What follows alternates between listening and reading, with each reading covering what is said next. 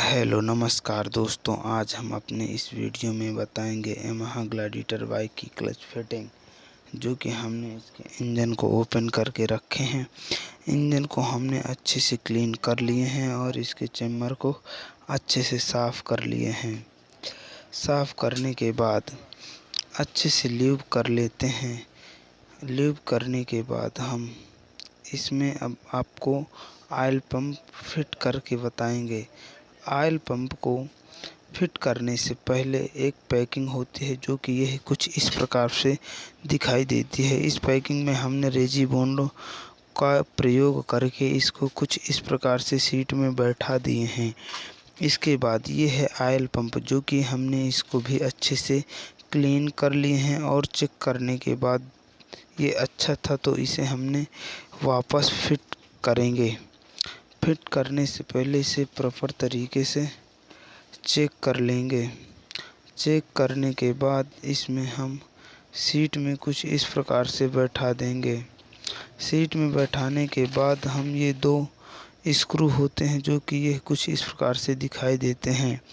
स्क्रूओं को हम इस प्रकार से फिट कर लेते हैं और स्क्रू ड्राइवर की मदद से इसे हम प्रॉपर तरीके से दोनों को साथ साथ टाइट करेंगे, ताकि इसकी चूड़ी डिसबैलेंस होके डिस्टर्ब ना हो। और हमने दूसरे स्क्रू को कुछ इस प्रकार से फिट कर लिए हैं, इस पॉकेट को रोटेट करके। अब यह इस पॉकेट पूरी तरह से स्क्रूओं के द्वारा होल्ड हो चुका है। इसको हम रोटेट करके चेक कर लेंगे कि यह प्रॉपर तरीके से वर्क कर रहा है कि नहीं। इसके बाद ये है आउटपुट शाफ्ट में लगने वाला एक स्पॉकेट, जो कि यह कुछ इस प्रकार से दिखाई देता है। इसको हमने क्लीन करके साफ़ कर लिए हैं। अब हम इसको इस आउटपुट शाफ्ट के इस शाफ्ट में फिट करेंगे। इसमें हमने अच्छे से ऑयलिंग कर लिए हैं। इसको फिट करने से पहले एक वाइसर फिट करना होता है, जो कि हमने इस वाइसर को उसके सीट में कुछ इस प्रकार से फिट कर दिए हैं।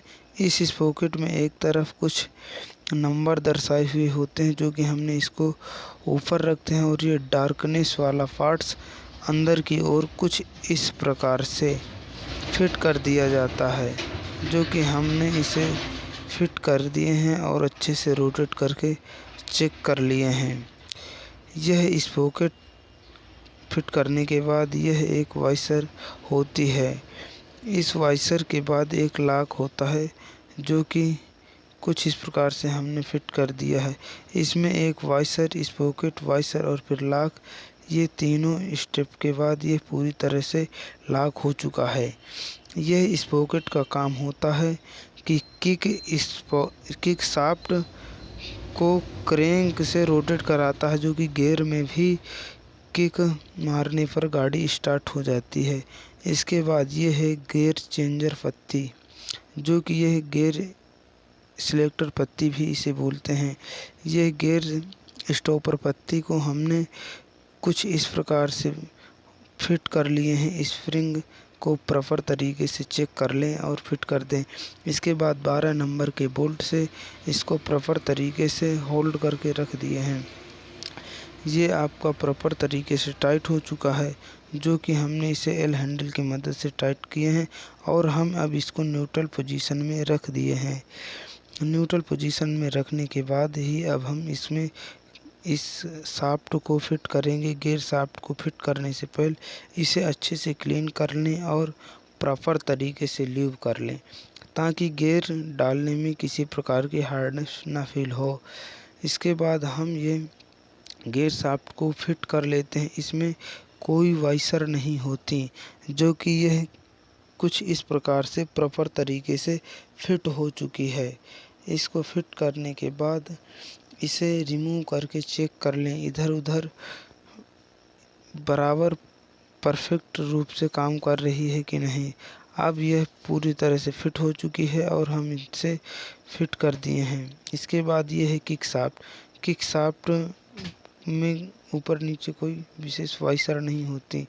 ये जो एक स्प्रिंग का निकला हुआ हिस्सा है, तो चेम्बर के इस वाले पार्ट्स में हम फिट करेंगे। इस पार्ट्स में ये एक नोक लगा होता है और ये चेम्बर के स्टॉपर में फिट रहता है, जो कि हम इसे कुछ इस प्रकार से फिट करेंगे। ये जो ऊपर का स्प्रिंग होती है, इसको हम बाएं बगल की ओर रोटेट करके कुछ इस प्रकार से चेम्बर के छेद में फिट कर दिए हैं, जो कि यह प्रॉपर तरीके से वर्क कर रहा है। और हम पकड़ की मदद से इसको कुछ इस प्रकार से होल्ड कर दिए हैं और चेक कर लिए हैं। हमने क्लच कटोरों में रबड़ का काम करवा दिए हैं और इसे अब हम फिट करेंगे।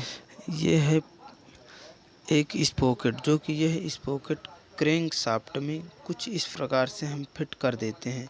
यह स्पॉकेट ऑयल पंप की गलारी को प्रॉपर तरीके से रोटेट करने का काम करता है।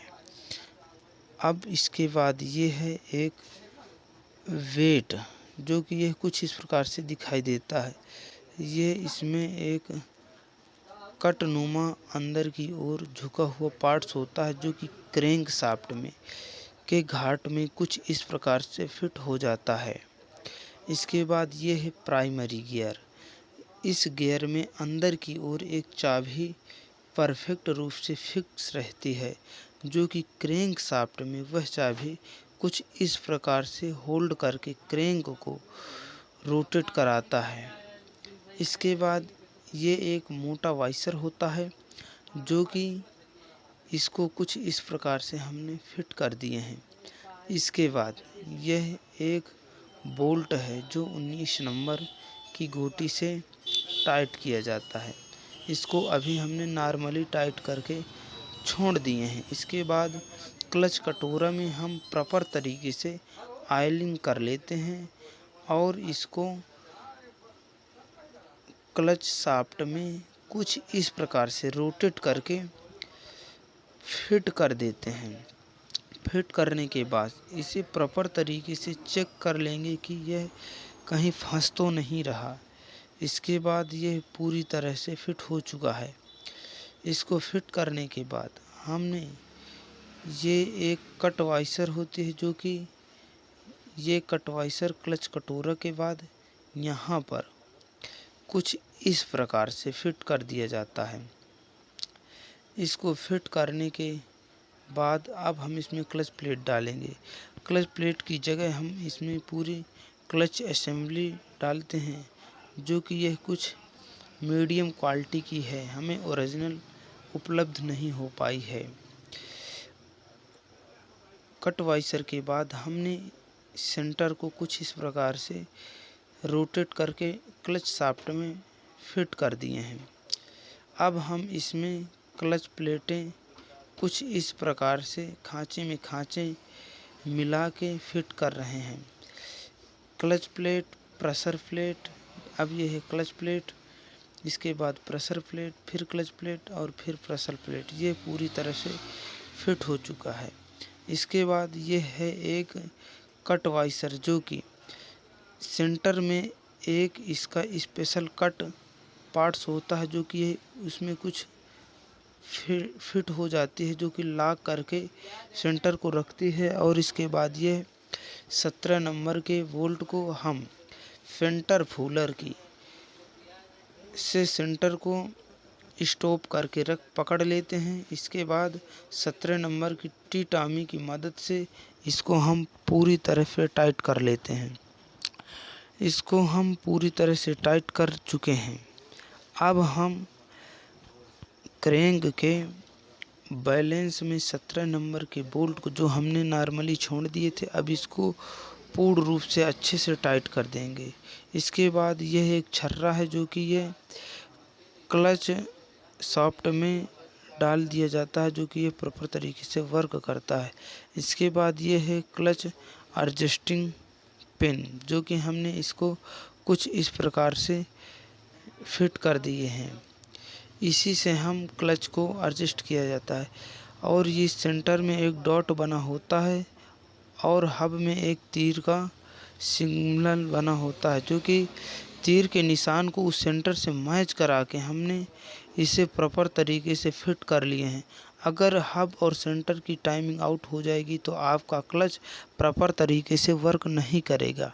इसके बाद क्लच स्प्रिंगों को हमने क्लच बोल्ट के सहायता से हमने इसको पूरी तरह से क्रॉस बाय क्रॉस टाइट कर लेंगे। इसको हम सदैव एक दूसरे के विपरीत दिशा में नॉर्मल टाइट किया जाता है। यह आपका पूरी तरह से क्लच असेंबली फिट हो चुकी है। इसको फिट करने के बाद इसमें एक वाइसर होती है और एक बोल्ट, जो कि इसको एक 10 नंबर के बोल्ट और पेचकस की मदद से इसको एडजस्टमेंट किया जाता है। इसको हमने प्रॉपर तरीके से एडजस्टमेंट कर लिया है। और यह ऑयल फिल्टर की जाली को हमने क्लीन करके अच्छे से साफ़ कर लिए हैं और चेम्बर की सीट में प्रॉपर तरीके से रेजी बैंड का इस्तेमाल करके पैकिंग को पूरी तरह से कवर कर लिए हैं। इसके बाद हम क्लच चेम्बर को अच्छे से क्लीन करके इसमें भी रेजी बैंड का इस्तेमाल करके अब हम इसको कवर करने के लिए तैयार कर लिए हैं। आपका क्लच पल्ला पूरी तरह से तैयार हो चुका है। अब हम इसको 8 नंबर के बोल्ट से प्रॉपर तरीके से टाइट कर लेंगे। अगर वीडियो अच्छा लगे तो वीडियो को लाइक करें, चैनल को सब्सक्राइब करें और हम इसी प्रकार से बाइक से रिलेटेड वीडियो लाने का प्रयास करेंगे।